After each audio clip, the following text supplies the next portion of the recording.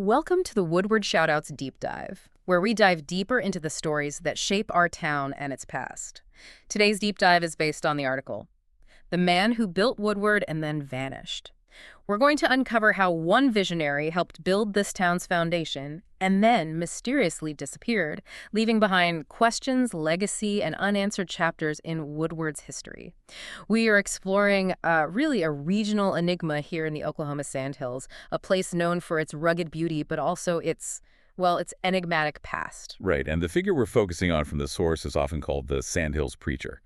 But that title from the article, The Man Who Built Woodward, that immediately throws up a question, doesn't it? How is a preacher also the builder? Exactly. Is that literal? It seems so. In those early settlement days, spiritual leadership and actually building the town, the infrastructure, they often went hand in hand. He wasn't just known for, say, powerful sermons. He was apparently quite involved in organizing the community, getting labor together, maybe even helping fund some of the first public buildings. Okay, that really changes things. It deepens the stakes quite a bit. So we're not talking about just a beloved pastor figure. He was, it sounds like, an economic engine, a logistical hub for the community. Precisely. Yeah. So his absence wouldn't just leave a spiritual gap. It would create a very real, very practical hole in how the town even functioned day to day. The source mentioned his connection wasn't purely, about faith. He was apparently a get-things-done kind of person. Yes, helping set up everything from maybe the first meeting hall to basic roads or water access. His presence was just constant. And the moment he's gone, the whole framework, physical and social, of that brand new town must have felt it. A real tremor. A huge tremor. Because he was the one sort of knitting together these different groups of settlers, building that cohesion. When someone that central vanishes, it shakes the foundation, literally and figuratively. The whole structure he had built. Okay, let's unpack the timeline a bit. We need to zero in on those last known moments based on the article. So, this preacher, he gives his final sermon on what was described as a calm Sunday morning. Did the source give any hints about that sermon? Anything unusual? Stress? Foreshadowing? What's striking is what the source doesn't say. It emphasizes how normal everything seemed. Yeah. Which, in these kinds of mysteries, is often the most chilling part. People interviewed later, congregants, they recalled his words being impassioned, yes. But about typical themes for him, dedication, perseverance, standard stuff for building a frontier town. Nothing alarming then? Nothing overtly alarming reported, no. The real weight comes later, right? With hindsight, knowing they were witnessing the end of his public life and had absolutely no idea. And then the vanishing point itself. Later that same day, Sunday, as the sun goes down over the Sandhills, he's just gone. Just gone. No note found, no signs of a struggle reported at the time, no real closure. Leaving behind this congregation just swimming in confusion and, deep sorrow. That combination being so central, then seemingly swallowed by the land, it's just devastating. And that's where the landscape itself becomes so important. The sandhills, those rolling dunes, the vastness, very few people around. It's the kind of place that doesn't just hide secrets, it almost helps keep them. Right. Any search effort back then would have been incredibly difficult. Tracking someone in shifting sand over that kind of distance, it's near impossible. The place itself, the terrain, it's like a silent character in this story, enabling the disappearance. And if we pull back, look at the bigger picture. This sudden vanishing, does it feel less like a one-off and maybe more like part of a darker regional pattern? It sounds like this area, the Sandhills, kind of has this reputation where unexplained things happen and they just become part of the local story, almost expected. That's a really crucial point. The isolation of the Sandhills, it isn't just about geography. It kind of mirrors the gaps we often find in the history books, too.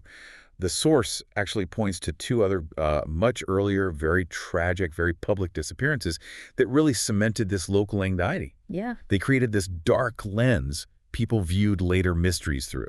The first one mentioned is just heartbreaking. The 1947 Woodward tornado, huge event, massive destruction.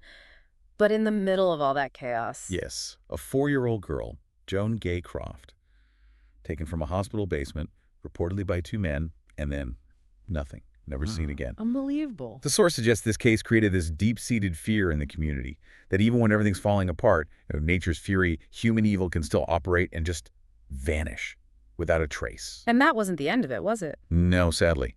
Decades later, 2002, another child, 6-year-old Logan Tucker, disappeared from his home near Woodward. Now, his mother was eventually convicted for his murder, but his body was never found. Still missing. Still missing. So these incidents, spanning like half a century, they built this local understanding that vanishing completely, without a trace, is tragically possible here. It absolutely colors how people might have seen the preacher's disappearance later on. Yeah, you can see how when someone goes missing there, people's minds probably jump straight to those awful historical cases. Exactly. It gives that theory of foul play, in the preacher's case, some real historical weight in the local consciousness. But the theories aren't just about foul play, right? The source lays out a few possibilities that have kind of swirled around over the years. There's the idea that maybe he just succumbed to the environment, got lost, had an accident, sudden illness out in those dunes. Plausible, given how tough that terrain is. That's the sort of environmental theory, Yeah. the simplest tragedy, perhaps. But then, like you said, there's the darker one, foul play. I mean, Yeah. being a leader, a builder, that means potential enemies, right? Land disputes, resource arguments, even church politics could turn nasty back then. Leadership wasn't always just influence. Sometimes it was dangerous. True. And then there's the third one, the one that might be the hardest for the community he left behind to grapple with, these whispers that maybe he chose to leave, just decided to start over somewhere else, walk away from it all, his past, his responsibilities, everything. And doesn't that possibility, the idea of voluntary abandonment rather than, say, tragic loss, doesn't that almost do more damage to how the town remembers him? It's a really unsettling thought. Why do you think the source even brings that up? It seems the most painful. Well, it's damaging because it undermines that whole narrative of him being this dedicated founder, Yeah. right? If he was murdered, he's a martyr. If he got lost, he's a victim of the land. But if he left, He becomes something else entirely. he becomes a symbol of betrayal, maybe? And that ambiguity, it keeps the mystery alive forever because there's no neat ending. Makes you wonder, doesn't it, if you're listening? Have you ever wondered what's hidden behind the official records, especially when the truth might be the hardest thing to accept? Yeah, it really highlights how much these stories might depend on what a community needs to believe to just keep going. Exactly. And in these small, tight-knit places like around the Sandhills, these mysteries, they become much more than just old files. They really take on a life of their own. They morph into cautionary tales, maybe. Reminders about how fragile life can be and about the secrets the land itself might hold on to. This preacher's story really underscores that. And that uncertainty, that lack of knowing, that becomes his legacy in a way. As the years go by, the facts get hazy, right? And that line between what actually happened and what people say happened, the folklore, Yeah. it just gets blurrier and blurrier. Completely bored.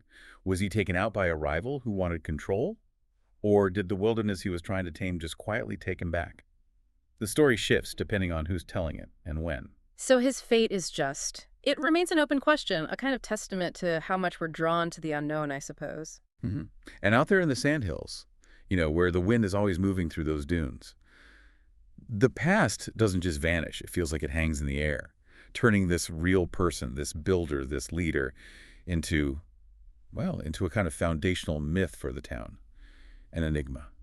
So what does this all mean for us today, looking back? What does it really signify for a town when a figure that central, a builder, a leader, just disappears without a final answer? It means their legacy isn't just the buildings they helped put up, is it? It's also defined by that massive hole they left, physically, emotionally. That absence becomes like a permanent shadow in Woodward's collective memory, an unseen part of the community story that just carries forward generation after generation, carrying that unanswered question. Next time you drive past one of the older buildings in Woodward, maybe you'll ask, who helped build this and where did they go? Thank you for listening to the Woodward Shoutouts Deep Dive. If you enjoyed this deep dive and want to keep uncovering more of Woodward's hidden history, be sure to subscribe at woodwardshoutouts.com. Every week we bring you the stories that connect our past, our present, and our community.